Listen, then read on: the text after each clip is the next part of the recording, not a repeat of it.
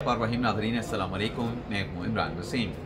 नाज़रीन 4 दिसंबर दिन जुमेरात का और साल 2025। नाज़रीन प्रोग्राम का आगाज़ हम करेंगे उस फेक न्यूज़ से जो सोशल मीडिया पे फैलाई गई, जो नेशनल मीडिया पे चलाई गई। अब उस खबर के नाज़रीन जो रिपरकशन हैं वो पाकिस्तान के लिए, रियासत के लिए बड़े खौफनाक हो सकते हैं। तो वो खबर क्या थी जो सोशल मीडिया पे और नेशनल मीडिया पे पब्लिक हुई और हक़ाइक़ क्या है, इन तफसीलात से अपने प्रोग्राम का आगाज़ करेंगे और इसके बाद हमारे वीडियो लॉग की जो दीगर अहम खबरें हैं फिर उनकी डिटेल्स भी आपकी खिदमत में पेश करेंगे, जिसमें ख़ास तौर पे आपको ये बताएंगे कि वो कौन सा फ़ैसला है जिससे पाकिस्तान तहरीक-ए-इंसाफ के सेक्रेटरी जनरल जनाब सलमान अकमराले साहब ने ऐलान लाताल्लुकी कर दिया है। और फिर खैबर पख्तूनख्वा के वज़ीर आला सोहेल अफरीदी, जिन्हें इमरान खान कहते हैं कि मेरा तगड़ा खिलाड़ी है, दबंग खिलाड़ी है, सोहेल अफरीदी ने किस बड़े घर पे हाज़िरी दी है, हाज़िरी क्यों दी है, हाज़िरी देने का मामला क्या है। कुछ और भी डेवलपमेंट्स हुई हैं, उनकी तफसीलात पर भी हम बात करेंगे। लेकिन ब्लॉग का आगाज़ करने से पहले आपसे दरख्वास्त के चैनल को सब्सक्राइब कर लें, बेल आइकॉन का बटन प्रेस करें, वीडियो पसंद आए तो इसे लाइक और शेयर ज़रूर कीजिएगा।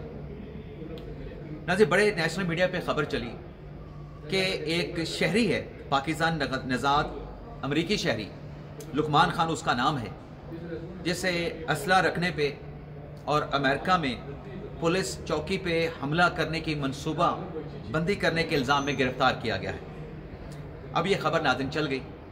24 नवंबर को इस लुकमान खान की गिरफ्तारी होती है अमेरिका में। 26 नवंबर पर इन पर असला रखने का, गैर कानूनी असला रखने का और हमले की मनसूबाबंदी करने का इल्ज़ाम लगता है और अब 11 दिसंबर को इस शख्स को अमरीकी अदालत में पेश किया जाएगा। अब नाज़रीन जो पिछले दिनों वाशिंगटन DC में वाक़या पेश आया, जिसमें एक अफ़गान शहरी ने अमेरिकन नेशनल गार्ड के 2 जो एहलकार थे उनको पुलिस उन पर फायरिंग की, उनको टारगेट किया, उनको निशाना बनाया, जिसके बाद अमेरिका की जानिब से जो इमिग्रेशन का प्रोसेस है ऐसे ममालिक का, उसको फौरी तौर पर रोक दिया गया है।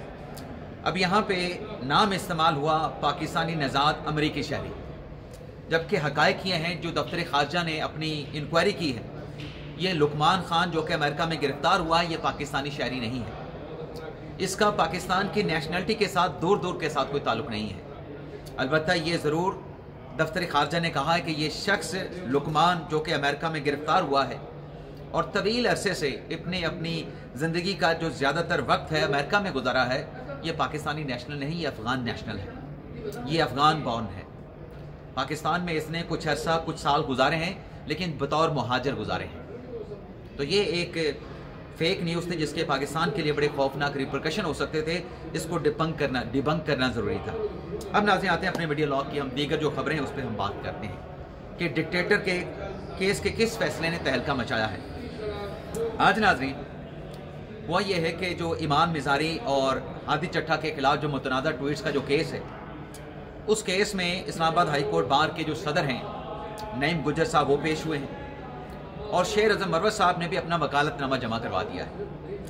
नईम गुजर साहब ने जज अफजल मंजूका साहब से कहा कि इस केस में हम एप्लीकेशन दे रहे हैं, जो मुल्ज़मान का जिरा का प्रोसेस आपने ख़त्म कर दिया, वो जिरा का प्रोसेस जो है वो बहाल किया जाए। लेकिन जज साहब ने परवेज़ मुशर्रफ संगीन गद्दारी केस आर्टिकल 6 केस का हवाला दिया, फैसले का हवाला दिया कि खसूसी अदालत ये डिक्लेयर कर चुकी है कि जहाँ पर मुल्ज़मान के वकला जिरा करने से अवॉइड करें, ले तो लाल से काम लें, तो जो ट्रायल कोर्ट की कार्रवाई है उसे रोका नहीं जा सकता, उसे आगे बढ़ाया जाएगा। और ये नाज़रीन परवेज़ मुशर्रफ के केस में भी हुआ था। उनके जो डिफेंस काउंसिल थे सलमान सफदर साहब, उसके बाद जब सलमान सफदर साहब ने जिरा नहीं की, सेक्शन 342 का बयान जमा कराने में भी अवॉइड किया गया, तो फिर स्टेट काउंसिल अपॉइंट किए गए थे रज़ा बशीर। आज इत्तफाक से उनके साथ मेरी सुप्रीम कोर्ट में मुलाकात भी हुई है। तो रज़ा बशीर साहब ने भी उस केस में ज़ाहिर सी बात है जो उनको टास्क दिया गया था और उन्हें अपना टास्क पूरा किया, लेकिन चूंकि अदालती कार्रवाई आगे नहीं बढ़ रही थी तो फिर खसूसी अदालत ने वहाँ पर अपना फैसला सादर फरमा के डिक्लेयर किया था कि अगर मुल्ज़म के वकील की जानिब से कार्रवाई को आगे बढ़ाने में रुकावट डाली जाए, बार बार मौके के बावजूद हर्डल क्रिएट करे, तो फिर ट्रायल कोर्ट अपनी कार्रवाई को आगे बढ़ा सकता है, ये कानून में अख्तियार मौजूद है। तो अब ये दरख्वास्त जो है वो जिरा की बहाली की दायर कर दी गई है। जज साहब ने, अफजल मंजूका साहब ने अपनी ऑब्जर्वेशन भी दे दी है। अब देखते हैं, अदालती कार्रवाई में वक्फा किया गया है। हमारे एक साथी साफ़ी की जानिब से कहा गया कि जज साहब ने, मंजूका साहब ने हादी चट्ठा और ईमान मज़ारी के केस में एक दिन में 4 तारीखें दे दी हैं। पहले 8:30 बजे, फिर 9 बजे, फिर 10 बजे, फिर 11 बजे। हालांकि नाज़रीन, तारीख एक ही होती है। तारीख तब तब्दील होती है जब कैलेंडर पर भी तारीख तब्दील हो। इसको अदालती वक्फा कहते हैं। 8:30 बजे से 9 बजे, 9 बजे से 10 बजे, 10 बजे से 11 बजे तक इसे अदालती वक्फा कहा जाता है, इसे तारीख नहीं कहा जाता।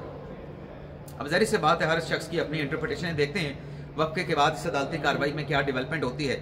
लेकिन इसके साथ साथ नाज़रीन, एक और छोटी सी अदालती खबर आपके साथ शेयर कर रहे हैं। नाज़रीन, पंजाब का जो मोटर व्हीकल ऑर्डिनेंस है, जिसके ज़रिए पुराने लॉ में तरमीम की गई हैं और ट्रैफिक कवानीन की खिलाफ वर्जी पे भारी जुर्माने जो है वो अब इम्पोज किए जा रहे हैं। अब इस कानून को चैलेंज किया गया लाहौर हाई कोर्ट में। वकील साहब हैं आसिफ शाकर साहब ने कहा कि देखें, ये चैलेंज कर दिया गया, मैंने ये कानून जो है वो चैलेंज किया है और भारी जुर्माने जो है इन नई तरमीम की मद में लगाए जा रहे हैं और बच्चों को गिरफ्तार किया जा रहा है, हथकड़ियाँ लगाई जा रही हैं। तो लाहौर हाई कोर्ट ने ये दरख्वास्त मुस्तरद कर दी। चीफ जस्टिस आलम नीरम साहबा ने कहा कि कानून अगर बना है तो अमल के लिए बना है। छोटे बच्चे होते हैं, उनकी टांगें ज़मीन तक नहीं पहुंचती कि उन्हें मोटरसाइकिल चलाने के लिए दे दिया जाता है। Chief justice Lahore high court ने कहा कि मुझे जो रिपोर्ट दी गई, 5000 लोग जिसमें कम उम्र ड्राइवर थे, कम उम्र ड्राइवरों की जानिब से या बच्चों की जानिब से गाड़ियां चलाने पे, मोटरसाइकिल चलाने पे 5000 से ज़ायद जो लोग हैं वो ज़ख्मी हुए हैं या उनकी मौत वाक़ई हुई है। और अगर कानून बना है, उसमें भारी जुर्माने लगाए जा रहे हैं, तो भारी जुर्माने लगाने का मकसद ये है कि कोई कानून की खिलाफ वर्जी ना करे। जब अदालत ने ऑब्जर्वेशन दी तो फिर जनाब जो दरख्वास्त गुजार थे आसिफ शाकर साहब, उन्होंने अपनी दरख्वास्त जो है वो वापस ले ली। अब नाज़रीन, बात कर लेते हैं पाकिस्तान तहरीक इंसाफ के सेक्रेटरी जनरल जनाब सलमान अकरम राजा साहब। अजी राजा साहब, आप जानते हैं जो मनसब उन्हें पार्टी में दिया गया है और तहरीक इंसाफ के अपने कानून के मुताबिक पार्टी के चलाने की मुकम्मल जो जिम्मेदारी है वो सेक्रेटरी जनरल की होती है। चेयरमैन का ओहदा भी पावरफुल है, लेकिन पार्टी अमूर को देखना, पार्टी से मुतल्लिक फैसले करना, ये सारा काम सेक्रेटरी जनरल का होता है। अब राजा साहब से पहले उमर अयूब साहब पाकिस्तान तहरीक इंसाफ के सेक्रेटरी थे, अगर मैं गलत नहीं हूँ। उमर अयूब साहब ने ये ओहदा छोड़ दिया कि मैं कौमी असम्बली में अपोजिशन लीडर हूँ। और उमर अयूब साहब जो है, जैसे कैसे भी इंटर पार्टी इलेक्शन हुए थे, जो कि इलेक्शन कमीशन में उसका जो लीगल स्टेटस है वो पेंडिंग पड़ा है, लेकिन वोटिंग के जरिए प्रोसेस हुआ था मुबैना तौर पे। अब राजा साहब को इमरान खान साहब के एग्जेक्टिव ऑर्डर के, पार्टी के बानी हैं तो एग्जेक्टिव ऑर्डर ही हुआ, उनको पार्टी का सेक्रेटरी जनरल बना दिया गया। लेकिन जो इमरान खान साहब के साथ उज़मा खान साहबा की मुलाकात हुई, जिसके बाद ये खबर सामने आई कि खान साहब ने वो पाकिस्तान तहरीक इंसाफ के लोग जिन्होंने NDU सिक्योरिटी वर्कशॉप में शिरकत की है, इमरान खान साहब ने उन्हें मीर जाफ़र मीर सादिक करार दिया है कि ये उन लोगों के साथ अपनी पींगे, अपने ताल्लुकात बढ़ा रहे हैं जो हमें टफ टाइम दे रहे हैं।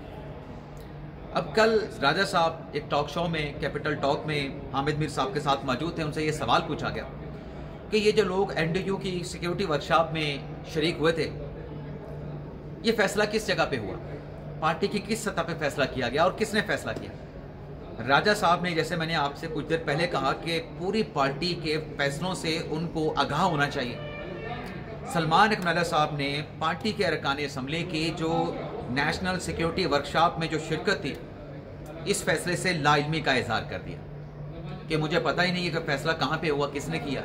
हालांकि जो पाकिस्तान तहरीक इंसाफ के अरकान इस सिक्योरिटी वर्कशॉप में शिरकत के लिए गए थे, उनकी जानिब से वाज़ेह तौर पे कहा गया कि हमारी जो नॉमिनेशन है वो नॉमिनेशन पार्टी के जो सेक्रेटरी, अपने पार्लिमानी जो पार्टी है, पार्लिमानी पार्टी की जानिब से हमारी ये नॉमिनेशन की गई।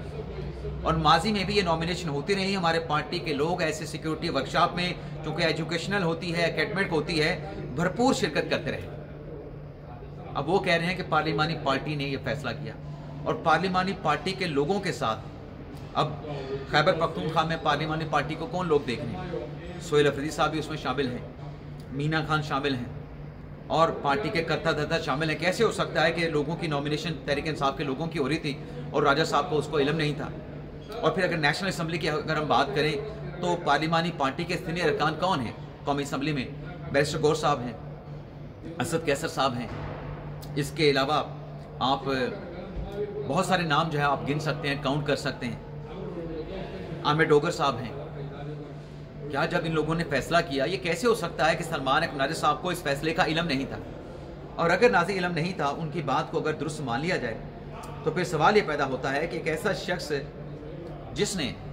जिसको अपने पार्टी के अंदर होने वाले फैसलों का इल्म नहीं, तो क्या उसे पार्टी के सेक्रेटरी जनरल के ओहदों पर जो है वो बरकरार रखा जा सकता है? कि पार्टी का सेक्रेटरी जनरल कह रहा है कि इतना बड़ा फैसला हुआ, खैबर पख्तूनख्वा की पार्लिमानी पार्टी ने, नेशनल असम्बली की तहरीक इंसाफ की पार्लिमानी पार्टी ने अपने अरकान को नेशनल डिफेंस यूनिवर्सिटी की वर्कशॉप के लिए नॉमिनेट किया, लेकिन पार्टी के सेक्रेटरी जनरल को नहीं पता। चले एक लम्हे के लिए इसको भी ले लें कि नहीं पता जी राजा साहब को। अब पता चला है ना, जिन लोगों ने नॉमिनेशन की जनाब सलमान नाज़िर साहब ने, उनके खिलाफ क्या एक्शन लिया? राजा साहब ने फिर उनके खिलाफ क्या एक्शन लिया? आज जो यहाँ पे नाज़िर बातें की जा रही हैं कि वो जो जज साहब हैं जी, जज साहब के कमसन बेटे ने जो है वो बच्चियाँ 2 मार दी एक्सीडेंट में, तो बच्चा तो कमसन है, बच्चे के जो वालिद हैं, जो जज साहब हैं आसिफ साहब, उनको जो है वो रिज़ाइन कर देना चाहिए, मुस्तफ़ी हो जाना चाहिए। तो यहाँ पर तो राजा साहब मुकम्मल लाइल्मी का इजहार कर रहे हैं, तो फिर क्या राजा साहब से इस्तीफ़ा नहीं मांगा जाना चाहिए? कि इतना बड़ा पार्टी के अंदर फैसला हुआ, लोग सिक्योरिटी वर्कशॉप में शिरकत के लिए चले गए, खान साहब ने बर्मी का इजहार कर दिया, उन लोगों को मीर जाफ़र मीर सादिक कह दिया। पार्टी का सेक्रेटरी जनरल इतने बड़े फैसले से, इतनी बड़ी चीज़ से कैसे लाइलम हो सकता है? और जहाँ तक बात है नाज़रीन, जस्टिस मोहम्मद आसिफ के बेटे अबूज़र की जानिब से जो एक्सीडेंट हुआ, जो बच्चियाँ नौजवान जो उसमें मारी गई, मेरा उस पर एक ही मौक़िफ़ है। मौक़िफ़ मेरा क्या है कि जहाँ कानून की खिलाफ वर्जी हुई है, उनके खिलाफ कार्रवाई होनी चाहिए, कानून के मुताबिक कार्रवाई होनी चाहिए, लेकिन जवाब के बगैर भूंडा किस्म का प्रोपेगेंडा नहीं होना चाहिए।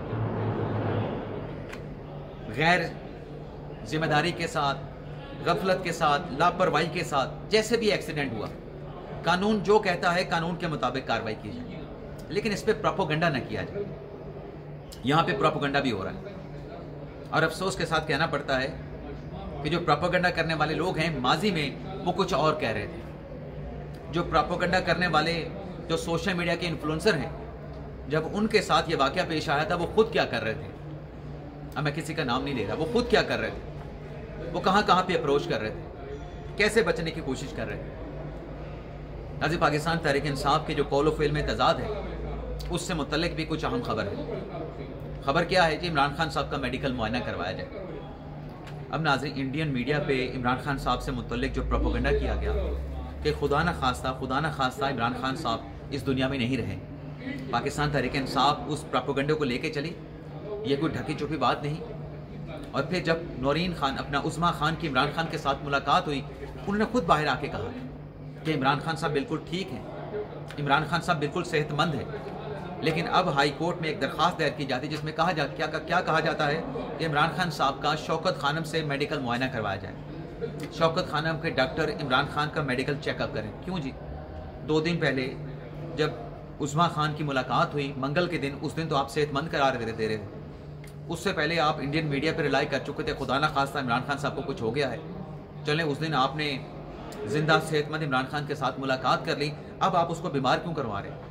जब 2 दिन पहले आपने उसको सेहतमंद डिक्लेयर किया था, और खुद डिक्लेयर किया था, किसी चैनल का प्रोपेगेंडा नहीं था। और सोहेल अफरीदी साहब, आज इलेक्शन कमीशन में उनकी पेशी थी, लेकिन इस्तिस्ना है, जो कोड ऑफ कंडक्ट की उन्होंने वायलेशन की थी। देखते हैं इलेक्शन कमीशन आज क्या समाअत करता है, क्या हुक्मनामा, क्या अदालती कार्रवाई की डिटेल सामने आती है। लेकिन सोहेल अफरीदी साहब ने आज बड़े घर में हाजिरी दे दी है, वो बड़ा घर जहाँ पे पहले वो जाने से अवॉइड कर रहे थे, गुरेज कर रहे थे, और वो बड़ा घर है वफाकी हुकूमत।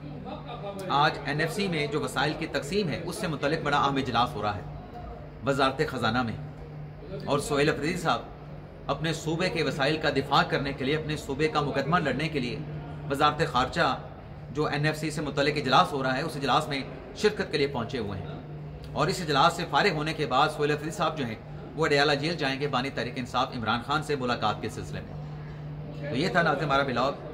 आपसे ज़्यादा चाहते हैं, अल्लाह ताला हम सब का हामी नासर अपनी दुआ में याद रखिएगा। अल्लाह हाफ़िज़।